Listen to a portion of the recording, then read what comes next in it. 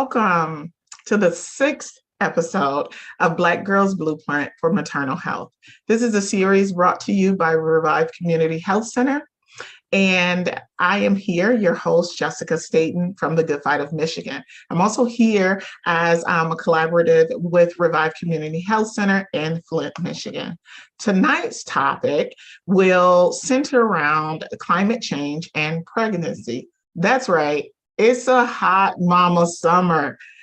The extreme temperatures and the poor quality impact pregnant women and new moms in a very unique way. To speak on this topic, we have a variety of experts from around the country here to speak with us tonight. I'd like for you to welcome our panelists, and I'll allow them the opportunity to introduce themselves. Let's start with Ashley. Ashley, go ahead and tell us about yourself. Hello, my name is Ashley Strozier. I am a lifelong Flint resident. I am a proud member of Black Millennials for Flint. I would say that probably say I'm an expert with being Black, being pregnant, and having difficulties in trying to have healthy babies. I have 4 beautiful children, a son and 3 girls, and each child had a different journey, but trying to maintain a healthy environment for them and also making sure that they were offered the best care available. That's been my number one fight, and I've taken over that fight to making sure that I help the residents of Flint fight for their own health at the same time. I'm currently working as a family mobility coordinator with Communities First, Inc., a local nonprofit here in the city of Flint, and I'm happy to be a part of this conversation. Thank you so much, Ashley, for that information. I love the fact that you said, I am a lifelong Flint resident and also a mama, a Black mama, and all things pertaining to maternal and infant mental health and health. So thank you for that information. Next, we have Rokea. Rokea, thank you for being here. Please allow the opportunity to introduce yourself. Thank you so much. I appreciate the introduction. Hello, everyone. My name is Rokea Jones. I hail all the way from Seattle, Washington. So very excited to be joining the call. I am currently the Director of Community-Based Research at the Tubman Center for Health and Freedom. But I've been a maternal health expert and been a doula for many years, and happy to be a part of this conversation today. So thank you. Thank you so much for that information, Rokea Jones. I appreciate you sharing a little bit about who you are. And just in that brief amount of time, you shared so much. Very little words, but man, a lot of hats that you carry and that you kind of juggle around. So thank you for that. Next, we have Tonni Oberly. Tonni, thank you and welcome for being with us. Go ahead and introduce yourself. Hi, thanks so much for having me. My name's Tonni Oberly. I'm a research scholar at the National Birth Equity Collaborative. It's a fellowship for doctoral students. So I'm pursuing a PhD in city and regional planning, focusing on really stepping outside of the clinical care and how can we have communities that really benefit Black maternal and child health. I'm also a doula and farmer here in Central Ohio. So really excited to be here. Thanks. Thank you so much, Tonni, for that information. Again, many, many hats, my goodness. Thank you again. And last we have, but certainly not least, Valencia Gunder. Valencia, please go ahead and introduce yourself. Hey, everybody. I'm super happy to be here. My name is Valencia Gunder. Most folks just call me V. I use she, her pronouns, and I'm from Miami, Florida, the most southern point of the South, the home to many amazing people from around the world, call Miami home. And I'm the co-founder and the co-director of the Smile Trust, which is the disaster relief, food safety and housing security organization. We service the U.S. South and also the Caribbean islands. And we do grassroots disaster relief work for under-resourced and underrepresented communities. And also I lead the climate work at the Movement for Black Lives with the Red, Black, and Green New Deal. And I'm super excited to be here. At the Movement for Black Lives, we believe that liberation for Black people is our #1 priority. And we also understand that climate justice and climate resiliency is to the forefront of that. Looking forward to this conversation. Thank you so much, Valencia. I thought about your name and I should have known, like, she's from Miami. I love that name. And also, you made a mention of some great people hail from Miami, and I would have to concur. I myself am from Miami. So it's good to see you here, and I hope to see you at home again soon. So let's jump into this conversation. So climate change is one of those topics, especially in our communities, where it's not really talked about very much, yet it affects all of us. In fact, pregnant women are exposed to intense heat during pregnancies and experience higher rates of premature births, stillbirths, and low weight birth and babies. This impacts Black mothers, but is also more likely to live, who are also more likely to live in hotter climates. What are some of the facts and some of the myths that we should be aware of, just kind of separating what we hear, fact from fiction, when it comes to maternal health and when it comes to the Black communities, especially those who are experiencing those things with regard to Black health, climate change, and extreme heat. So as a follow-up, what advice would you give to mothers, would you give to families that have pregnant women in their families and that are navigating through these extreme heat and climate changes? Anyone can jump in, but I think we'll go ahead and start with Tonni, if that's okay. Sure. Thank you. There's so much to say here. So when I think about myths first, I think two that come to mind are one, that it's too complicated.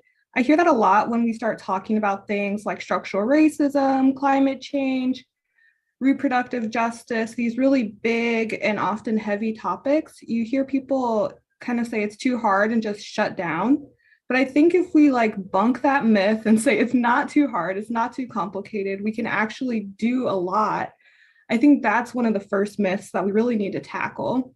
And the other is that environmentalists are often painted as it's a white homogenous group, like that this is a white issue and that white people are leading the way in environmental work. But environmental justice was originated by Black people and Indigenous people.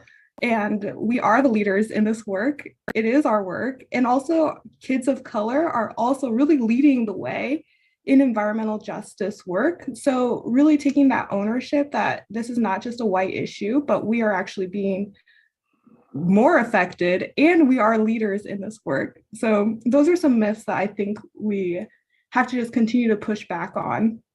And there's a lot of representation issues with how we get seen in this work, but it is our work and it is important to our communities because we are being the most negatively impacted. Do you want me to continue with going into facts, or do you want to see if other people have myths? Yeah, I think we can roll with myths and then a fact. If we can do one and the other, then that's great. So you can go ahead and give us some more. You've given us quite a few facts that kind of debunk those myths, but please, give us more. Okay. So some of the facts that I think are important, climate change is related to temperature extremes, extreme weather events, air pollution, food insecurity, housing insecurity, increases in vector-borne diseases like Zika disease or Lyme's disease, chronic stress, right? All of this is really stressful to think about. Or if you're exposed to things like, Valencia is in Miami, if you're exposed to potential hurricanes, right? That's very stressful. So all of these things that are related to climate change negatively impact birth and outcomes, right? So just really drawing that these things are so inherently connected is really important. And also I would just highlight that there's historical reasons. You mentioned, Jessica, that Black people and people of color are exposed to higher temperatures. And it's not by accident that we're living in a context or in communities that are all concrete, don't have green spaces or parks or trees, right? These are areas that have been historically redlined or blocked from being able to have ownership of our communities. And then when you don't have ownership of your community, it becomes an unhealthy place. So for example, if you don't own your home, a landlord can decide that they don't want to have trees because it requires more maintenance, right? So all of these really long-standing systemic issues are now also showing up in how we're living in environments that are hotter and that have worse outcomes for our birth outcomes. And if I roll into some tips for birthing people or new moms, I would focus on, for one, really building a support system, because that's just important no matter what, whether it's your family, friends, a doula, a mommy group, partners, co-parenting. However, you need that social support and mental health support throughout all of this. I would place an emphasis on water intake. We hear a lot about that. Dehydration can spur on preterm birth. So making sure that you are well hydrated, that you drink and eat your water, that you can eat cucumbers and watermelon and these like juicy, healthy fruits and vegetables can help with hydration too. Staying out of extreme heat if you can, or seeking shade if you can, getting into air conditioning as much as you can. And having a plan in place in case of a disaster. So I know I've said a lot, but those are some of like the high level and big tips that I would give. No, I appreciate you giving that information, Tonni. As you were talking, I thought about the concrete jungle philosophy or concept of the 80s and 90s, and how it was very much a thought of like project communities, and those who were underprivileged or underserved. And now, as we move toward urban agriculture and urban gardening, then it's not something that is foreign to us. It's just a new name on the things that we so desperately try to do. And as you talked about the tips regarding caring for oneself and one's community, I can't help but think of Valencia and the disparity between access to quality air, access when there is an emergency or disaster relief. And we would hope and we would want to think that everyone has the same access, especially when an emergency happens. But we know all too well that that's not the case. So anyone else want to chime in regarding what Tonni has expressed? Yeah, Tonni, thank you so much. You shared so much of that, just like really the foundation of what does climate justice mean and why is it important to communities of color, in particular, our Black birthing people. And I would say, definitely we're seeing a rise in temperatures across the country, certainly across the world, I'm sure. And in Washington State, what that means is that we end up having more dryness in general, which causes forest fires. And so if any folks follow, we usually have forest fires all the way up from Washington, where I'm at, down into California, which means really poor air quality for everyone here in this region. And so we're doing education pieces like how to make a box fan into an air filter, and some really practical tools that anybody can use with things around their house to clean the air.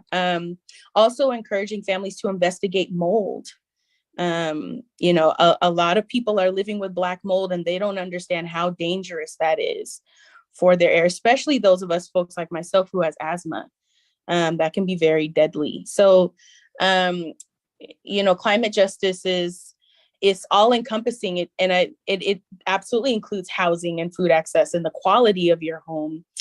There was one other point that I wanted to add on to that around really that environmental piece. And but I will say, I really appreciate so far my colleagues outlining that, no, this is not just a white, or we say in Washington, it's not just a white hippie movement, right? Like there are absolutely folks of color taking the charge on this. Here in Seattle area, we have 2 BIPOC-led organizations, Got Green, and we also have Puget Sound Sage that works a lot on not just climate, but also labor as well. And so both of those organizations are supporting communities and advocating for, their rights, the human rights to access to these things, and also having access to green jobs. Green jobs are not going to enough folks of color. And that has been the movement in many industries, but yet and still our communities aren't accessing it. So I wanted to make sure I named that as well. Thank you.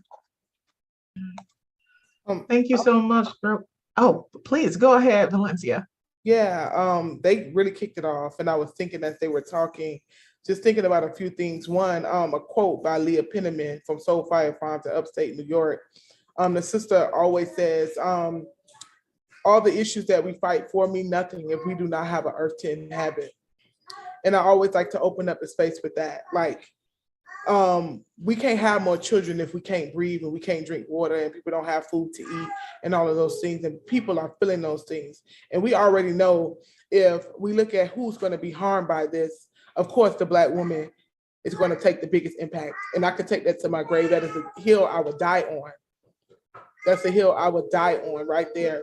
And also, like Tonni spoke on about the environmental justice movement actually being created by Black women. And you look at that founding group, it was a lot of Black women in that space to make sure that we even was a part of this conversation. But I even wanted to go just a little bit deeper in history about the environmentalist movement, not to be confused with the environmental justice movement. The environmentalist movement did the exact opposite of that, right? They were some of the first languages around anti-abortion, eugenics, all of those things were birthed out of the environmentalist movement. They thought about whitewashing the earth, stopping Black women from having autonomy of their bodies and being able to birth babies healthy would be the thing that would save the earth, right? Until Black people came together to tell them otherwise, right? So they used a lot of the environmentalist language, not environmental justice, environmentalist language to try to harm Black women has always been a thing, right? And this is stuff people can Google, right? And I'm so grateful for our ancestors and our elders that stood up and was like, no, absolutely not. And I just think through, like, as I did work in Haiti this past year after the earthquake, and women are getting vaginal infections because they don't have fresh waters to clean themselves, or even in these tent cities that have to be built after climate disasters when women are being raped and forced to have children from forced sex, and just these conversations that we refuse to include inside of this climate conversation about women having access to pads and afterbirth materials, right? I'm not a mother, I don't have a child, right? But I've read many of the stories and talked to many women that said, after a storm, I had to give birth inside of the Superdome after Katrina, right? I've had to do these things, and I'm just wondering, like, when are we going to start including, maternal health, women's rights, in this conversation around climate justice and environmental justice, particularly around climate crisis, as we see that the heat waves is a climate crisis. It's don't always like a hurricane or a flood, y'all, a fire, all these different things. Us not having access to water, Flint was a climate crisis. You get what I'm saying? Like, we have to start looking at it that way. And just like Flint and everywhere else, it took a Black woman, a Black mama, to sound the alarm for us to start looking at solutions. So I'm really enjoying the conversation already. I just wanted to add to that. I love how you added that information, Valencia. I appreciate it so much. I've done some missions work and some work outside of the country, and it's so sad oftentimes that we go to a separate place with the ideology that we have to teach hygiene and care, but there's such a lack of hygiene and care and consideration here in our own United States as well. So I appreciate you sharing that information as well. Ashley, it looks like you wanted to chime in and say something. Yeah, just listening to all these myths that we've always heard about and looking at what's actually realistic and what pregnant moms have to deal with nowadays, and made me want to write down some notes. Just from my own personal experience, if you're working in an environment, pregnant mom, you plan on being pregnant, or if you just want to focus on your health, just totally, you don't even have to be pregnant. You should be healthy before you get there, but that's a whole nother conversation.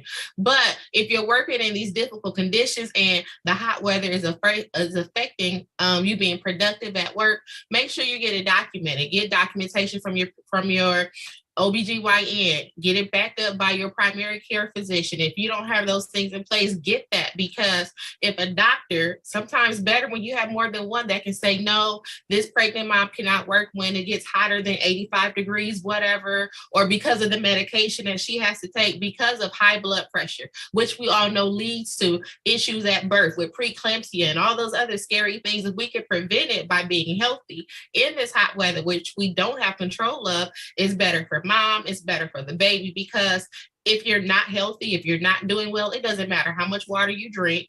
We know that when it gets hot, the medication affects your body differently. You're moving slower. You're not able to act as fast. Your body is fluctuating. Your ankles are swelling up. And sometimes we ignore those signs. So pay attention to those signs, because that could be detrimental to you and your baby. Don't forget to disclose your health history when you're going to the doctor and you're dealing with climate changes, and it's just being realistic. Times are hard. If you don't have air conditioning at home, let your doctor know that, because they may need to put you on a different type of medication. We have to take better control of our health by being honest with the people that are serving us. Even if you have a doctor of color, which is what I would suggest for anybody, get a doctor that looks like you, that can relate to you, that can offer you the best care available if that's possible. But it doesn't matter what that doctor looks like. Doesn't matter where they practice at. If you're not giving them the information they need as a patient, there's not much that they can do until an emergency happens. Then they have to go and try everything else. When you get to a position and you want some help so that you can be healthier before pregnancy, during, and after, ask for a dietitian and a nutritionist. The two need to work together. A dietitian can help you with meal prepping and eating the right type of meals during the day. And a nutritionist can tell you, no, you need more of this, more of that, less zinc, more iron. But you need the two together, because it gives you a holistic approach on not just being pregnant, but being healthy, because that's what the goal is at the end of the day, because we all know that if mom is healthy, baby can be healthy. We know that they're going to bend over backwards as soon as that baby comes out. Let's get the baby taken care of. But they forget about the mama that has just went through 9 months of Lord knows what, but the baby's here. Oh, we'll take care of the baby. No, you have to speak up for yourself, mom. You have to say, don't forget about me. Give me the help, because when you discharge me, you want me to go home and take care of this baby, but I'm not at my best because you didn't give me the services that I need. And don't be afraid to ask for a referral. I mean, those are just important things that I had to learn through 4 different pregnancies. If I knew what I know as a 4-time mom, the first time around, I probably could have wrote a book by now, but I want to make sure I get that information out, and that hopefully it helps somebody. It's hard being a mom, but you have to be comfortable with asking questions. If you don't know something, write it down, come back to it later, call that doctor's office 2-3 days later and say, hey, I was just in the office and I have a question. When can I expect the follow-up? When can I get this question answered? You're paying for that copay. Your insurance has already cut the check, but the service does not stop just because you left the office. So we got to speak up more for ourselves. If we do that, then they will give us A+ service from the moment we walk into the door. That is 100% correct. Ashley, thank you for that information. And that is a hill that I would die on. Advocate and learn to advocate for yourself, because as a marginalized and oppressed individual, no one is going to do it for you. And that's just the reality. That's the reality of who we are. It's the reality of where we are in our nation. And we have to learn, however uncomfortable it is, to advocate for ourselves. So some of the things that you mentioned, Ashley, especially around our own environment where we frequent, kind of brought up the next question and information. So outside, it's opening back up. Matter of fact, it has opened back up, and restaurants, events, concerts, venues are back in full swing. And we can't forget, July is a couple days away. We're in July and August. They're the worst months for air quality in many states. Exposure to air pollution during the 3rd trimester in pregnancy is linked to an increased rate in stillbirth, and mothers with asthma are at a higher rate of severe preterm birth. Since outside is in fact open for most states, our hot mamas can't even forget and can't even exclude COVID, which is still very real. Pregnant women and new moms are still at an increased rate of severe illness with COVID-19. What are some tips that you would offer our hot mamas to keep it cute, but most importantly, to keep it healthy, to keep themselves safe when they are out and about this summer? Let's start with Rokea. Thank you so much, Jessica. I know everybody's out and about and they're thinking COVID's done, but it's not, y'all. COVID's not done. It's still important to mask. It's absolutely important to mask, especially when you're out in large crowds. Be cognizant of washing your hands, carrying your hand sanitizer. And honestly, your first defense is if you're out at an event and they have a hand washing station, go on ahead and stop by there. It's important to take care of those basic things. Those basic things, masking and hand washing, are what will keep you safe. And it doesn't take much. It doesn't take much to carry hand sanitizer, but many of us who know hand sanitizer still leaves a residue on your hands and it still attracts a lot of dirt and grime. So when you get to some soap and water, you're rinsing a lot of debris off of your hands. So hand sanitizer will help you in a pinch, but it's not a long-term solution in comparison to how successful hand washing is. Make sure you're carrying your water bottles with you. Staying hydrated, like we've said many, many times before, is absolutely crucial. Keeping in the shade if you can, wearing your hats, keeping your face and your body covered as much as you can to protect yourself is super, super crucial. And honestly, if you absolutely don't have to go out into an event, don't. That's always the first and golden rule. If you don't have to go, don't. It'll happen again next year. It's okay. It's better to take care of yourself and your body, and staying off your feet as much as you can. A lot of these concert events, you're on your feet for hours and hours. And that's not necessarily good for pregnant or birthing people. It actually can affect your ligaments, and all those things will need to be stretched and moved and maybe even soaked after you've been up on your feet for a long time. We know that those broad ligaments that run up from the Achilles heel all the way into the pelvis, if those broad ligaments aren't stretched, those ligaments become very, very firm. And when baby is coming down the birth canal, it's a lot more difficult to birth that person when they can't get through all the ligaments and the things that actually go through the pelvis. The pelvis is not an empty space. There's a lot going on in there. There's a lot that baby will have to navigate. So making sure you're taking care of yourself in those ways is.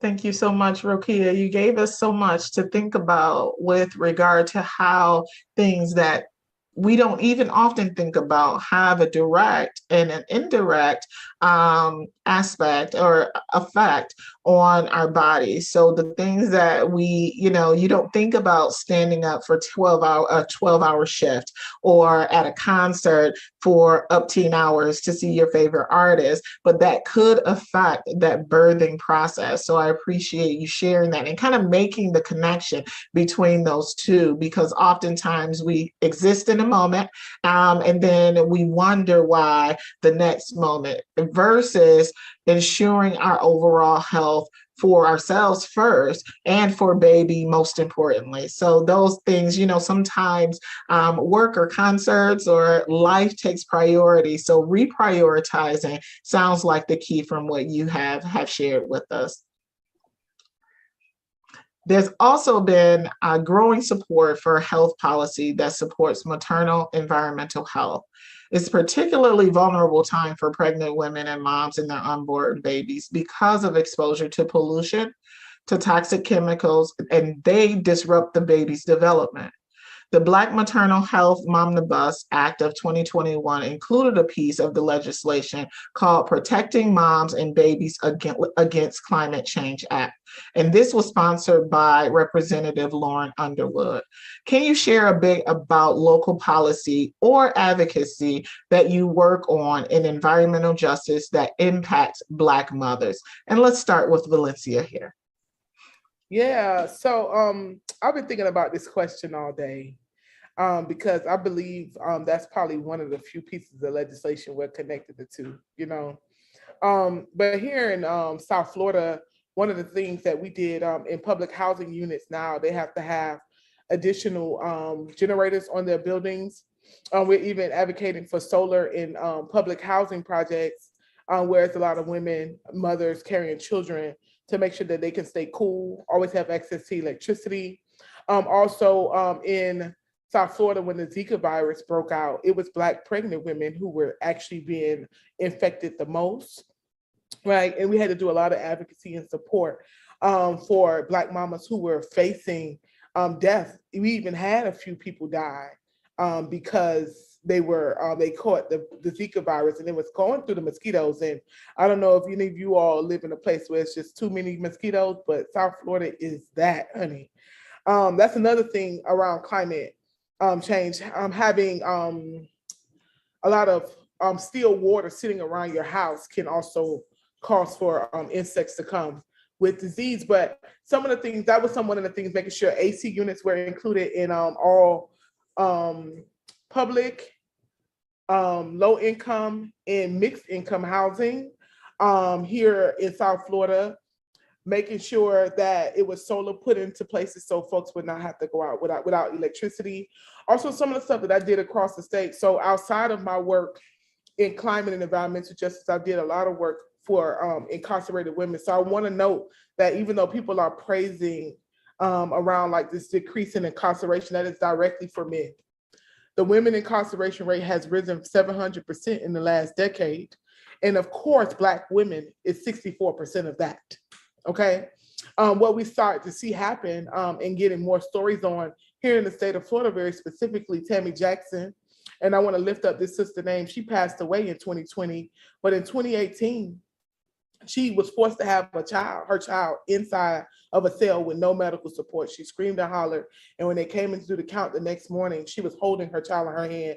So one, I want to give her a shout out for all of her resiliency, for keeping herself and her baby alive, because that's what Black women do all the time. But I always tell people that prisons and jails are a climate crisis. One, they take up entirely too much land where we could be growing food and creating housing. Two, they illegally cage our sisters. And we start to see a lot of maternal issues inside of those facilities. So a lot of my fighting for mothers have been around incarceration. So one, now in the state of Florida, if a pregnant woman complains, within the next 2 hours, they have to give her medical attention. If not, the Florida Department of Corrections can be sued. Two, it's no longer legal for women to be shackled while giving birth while incarcerated here. And also during disasters, pregnant women are now moved to medical facilities while during incarceration, just to make sure. So stuff that was happening during Hurricane Irma, women were left inside of the prisons, in the jails, and they were pregnant. People like our women just go unnoticed so often. Black women are being trapped in cages, being left out of these things. And I know we talk about climate as it relates to immigration. A lot of people were migrating here to the United States after climate crisis, and being forced to live in these detention centers, and their children being forced to live in these detention centers in the unhealthy environments that women are being forced to have babies in as they're trying to migrate because of climate to safer lands. We're starting to see it more and more and more. And I'm hearing more stories, even at the bridge last year, at the border where they were whipping our brothers and sisters with whips. I got a story directly from a Black mother who said that she was 9 months pregnant and she got hit with one of those whips, and it shocked her body where she was forced into labor and had to have her baby at this camp on the border with no medical assistance. And I know people may thinking about criminalization, but people have to migrate because of climate. People have to do certain things to survive because of climate and the environmental crisis that we're going in. And a lot of this stuff, when you're doing survival things, when you're trying to seek refuge and trying to seek safety, you are criminalized for that. right? And that a lot of times people are criminalized around climate crisis. Too many stories after climate crisis and disasters where guns are put to pregnant women's faces, or they're being forced to stay in an unsafe environment, even if they're trying to seek safety. So when it comes to policy, that's exactly what I look at, right? How are they criminalizing our people? How are they harming our people? And we directly respond to that. But here in South Florida, we had to respond to the fact that pregnant Black women were being impacted by the diseases the most here in South Florida. The heat waves, we're starting to see mothers pass out walking down the street. It is that hot here. Miami is literally 90 to 95 degrees or higher, at least 85% of the year. We don't have a real winter here. So it's hot all the time, like it's a heat wave all the time. And those August temperatures, and also during the hurricane and things of that nature. So it's just so many different things that we have put so much policy around. I've even written policy legislation for different states, including these things, making sure mothers had access to things that they needed going into disasters, after disasters, or during disasters, because it is the government's responsibility. We do pay our tax dollars, and Black mothers and babies should be safe 100%. And I'm gonna just say it because it just dropped this week. We all heard the determination from the Supreme Court, and I don't know if I could cuss on here, but fuck them. You know, they should not be telling no women, but especially Black women, what to do with their bodies. And I just wanted to just pour love on all of the Black women who made a decision for themselves, right? And that also, and that is also a thing where here in the state of Florida, we're having constant conversation about how do we protect Black mothers. One, what are some alternatives in case they still want to have an abortion? Because before Roe v. Wade, Black women were still doing what it do. Y'all feel me? Two, what are some of the legislative pushback that we could give to our local and our state government to make them stand up against this Supreme Court decision to make sure women have healthy opportunities to giving birth and bringing life into this world? And lastly, we want to make sure that when women are incarcerated, we actually just, we're trying to pass the law now where when women are separated from their children, either through migration stories or incarceration, that they are able to keep in contact and be able to track where their child is. Actually, Tammy Jackson did not see her baby. She never actually saw her baby after she had the child in the jail cell, and she died in 2020 and still never saw the baby. So we still asking, where is the baby? And it's 2022. So y'all feel what I'm saying? Like these extreme conditions already forces women, Black women specifically, to be able to force them to have children in these type of situations. And then they also their children are being stolen. We could call it what it is. Their children are being stolen from them. And it's just so many stories, but just in a nutshell, y'all have to look at it all, y'all. Like as climate crisis happen, right? Access to water is already a huge thing. Access to clean air is a huge thing. Access to safety during disaster and after disaster is a huge thing. Climate gentrification is a huge thing, y'all. And we know that if anybody is going to get hurt by all of these things, it is going to be the Black woman and her child every single time. Absolutely. Thank you for that information. And thank you for sharing those stories. I, a part of me wants to say thank you. And the other part, wishes that sometimes you wish you didn't have the information, but we have to do with what we're given. And I appreciate you sharing that, Valencia. It's so important that we recognize, you said all of these things are huge things: access to clean water, access to quality health, to quality air, all of these things, but it is also the bare minimum that we all deserve. So we are putting so much legislation around the very things, but then also stripping people from their sense of autonomy and independence and community, which makes it that much more difficult to exist and to support one another and to be supported around this nation. It looks like Ashley wanted to add something as well. Ashley, I'll let you go ahead and speak. See, I had to write it down because I was going to lose it because Sister Valencia over there, she was just pulling it out of me. But let me tell you, the most disturbing about being a Black woman that cares about her health is that at my cost, at my death, they will learn so much to go save everybody else except another Black woman. So it's important for us to make sure that while everybody is pretending to care about the Black woman and their pregnancy right now, or what I do with my body, you're so concerned about it, but you have to learn how to research everybody that's now showing interest. When I was Black the day I was born, I'm gonna be Black the day I die. But when did you start to care? When it was popular? So we just have to be careful with who we're letting in on our inner circle. That's the people that's caring for you. That's the people that's around you while you're pregnant. It's hot mama summer, yeah, but be cute, put the mask on, because such and such sitting next to you is lying about their COVID status, and they don't care if your baby died. They don't care if you get sick. They don't care if your baby got to spend 85 days in the NICU because of a germ that they spread to you because they was out partying doing Lord knows what the night before. So it's like, protect yourself, watch your circle, and just be careful. And let's not forget it. Yes, we got all this melanin in our skin, but Black women go buy some sunscreen. Skin cancer is still real, just like everything else like there. It don't matter how much foundation you put on, moisturizer, the skin and the sun, it don't mix when it gets that hot. Valencia, thank you, because I was thinking about going to see that mouse in August, but now I'm gonna wait because yes, my youngest one is 9 months old, but my body is still recovering. When your doctor, your OB tells you, wait 18 months, be careful, your body is not back to normal yet, I have to take that into consideration.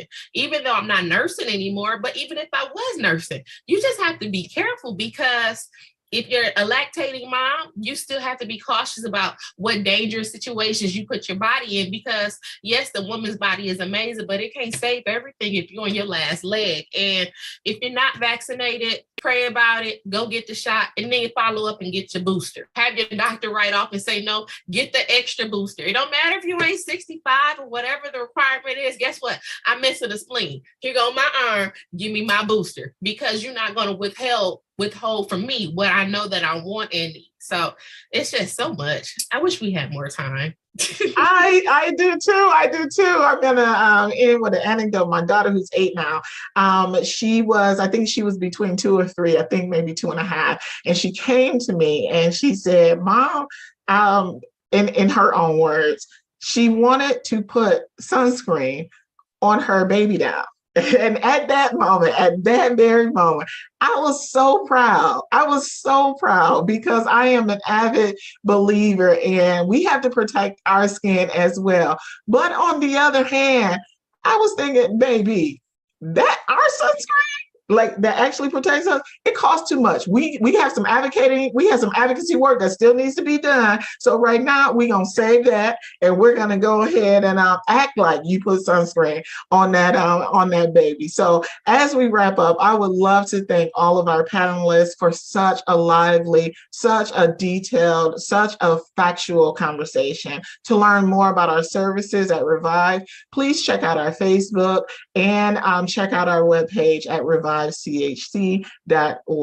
Check out next month's episode of Black Girl Blueprint as we welcome back our host, Katrina Tillman. In advance of Black Breastfeeding Month, we'll be discussing liquid gold. Yep, the power in those boobies. And as always, please share our episode with a friend, a family member, and continue to engage with Black Millennials for Flint, Revive, and our guest speakers on social media. Thank you all. Thank you for your service, and we honor you. We appreciate you, and good night.